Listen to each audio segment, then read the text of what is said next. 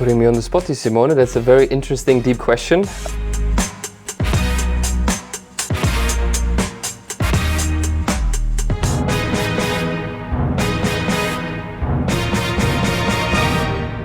Nico, ciao! Ciao. So nice to have you back in Piacere. our...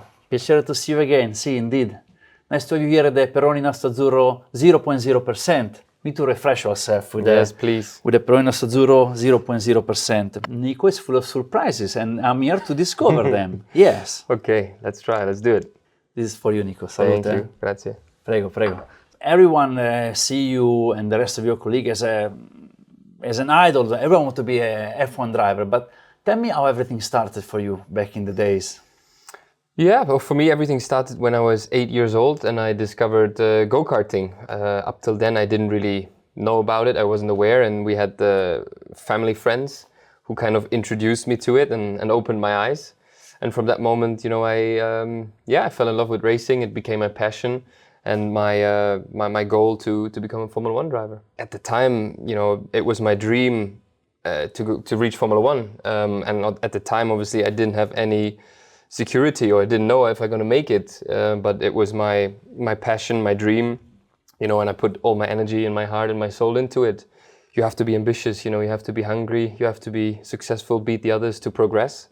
So the advice is really, you know, to work hard, work on yourself, and do everything that's in your power to make sure you can realize your dreams.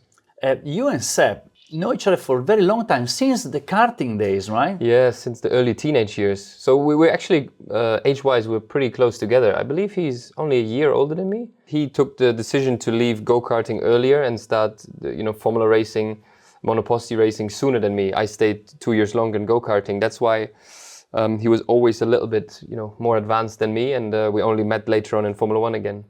And this year, we've seen you jump into the car last minute, go into the cockpit and start to race. How was that moment? Because you always gotta be prepared to jump in and nobody tells you when, it just happened, you know? Yeah, exactly. I mean, this came very unexpected again. Obviously, it was something I didn't plan, I didn't expect, but I didn't have much time to think about it. Luckily, I can, you know, fall back and count on 10 years of Formula One experience, which obviously helps me in situations like that. It was very intense 10 days, Bahrain and Jeddah, but a great time and always good memories to look back to. Different series, different type of racing through your career, but what was that moment as something that really blows over?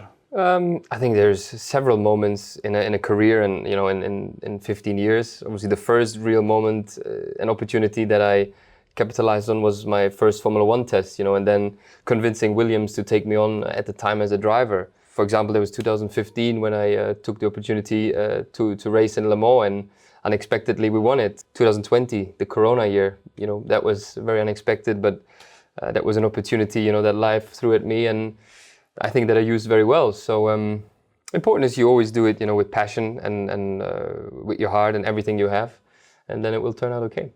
What is the best achievement ever of your career or outside of your racing life? I think the biggest achievement in my career was, you know, to make it into Formula One and to make, you know, a lasting career, like 10 years in Formula One, when it was quite difficult for drivers with talent but not with financial support, you know, to stay in the sport. I think that I would point out or name as my biggest achievement. And outside the sport is probably, even though it's pretty new and fresh, is probably my baby daughter. She's 9 months old, but that's been a success. So how do you see yourself in the next few years? Would you like to be involved in other things or expand the projects? You're putting me on the spot, Simone. That's a very interesting, deep question. Obviously, it's TBC where the, you know, short-term future will head for me, if I'll be racing or not next year and in the next couple of years, I'd say. Longer term, I think it's definitely interesting, you know, to transition into a management role. It's definitely something that look up, and you know, who knows where it will take me in the future. We've seen you recently involved in some electric scooter racing. How did it go? How were it started? Yeah, that's a new chapter for me, a different kind of involvement. I'm not driving, I'm a team owner. I have my own team there, which is exciting, you know, and something totally new for me. Something very new and hasn't been seen before, especially in the micro mobility section. So yeah, it's something I started and I follow, and I invest also some time in. Nico, thank you so much for your time. But grazie. I've been speaking all the time. Yes. I feel a little bit thirsty. I now. know. You know what, Simone? It's time for a beer for you. I'll give you the perfect pour if you Okay, will. well, since you did so many things If you allow. in the racing world, perfect pouring, 45 degrees angle.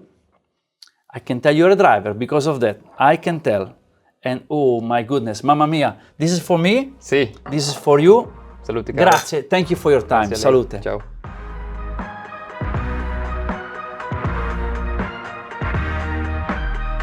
It's always difficult when it's too much foam here to drink and it's all like in your face.